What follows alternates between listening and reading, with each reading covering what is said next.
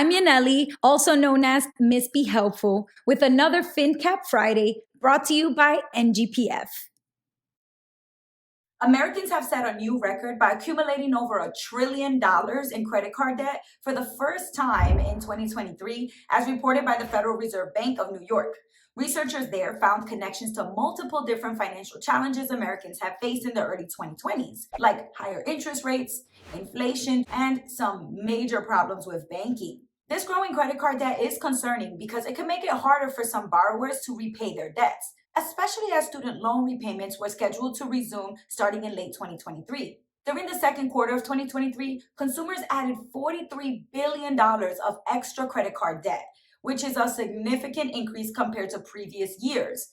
And the math on that for a per household basis turns out to be about $10,170 on average. This raises a red flag for people's personal finances because the interest rates on credit cards are among the highest for any form of borrowing. In 2023, the average credit card interest rate was about 20.5%. That's a record high since the Federal Reserve even began tracking this number back in 1994.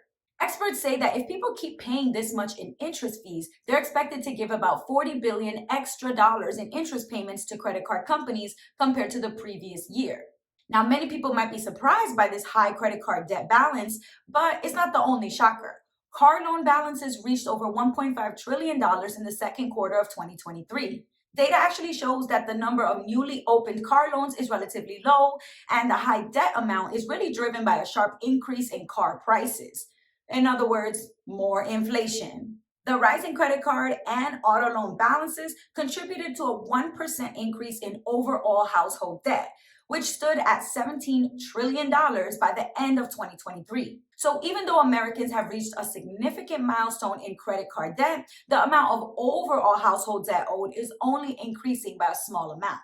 So that's why experts might not be super concerned, but they will be watching closely for rates of delinquency. When someone is not able to pay back their debt and they begin to skip monthly payments, that's called delinquency. Experts will be keeping a close eye on this number because if people stop making their monthly payments, it could be a sign that the economy is heading toward financial distress.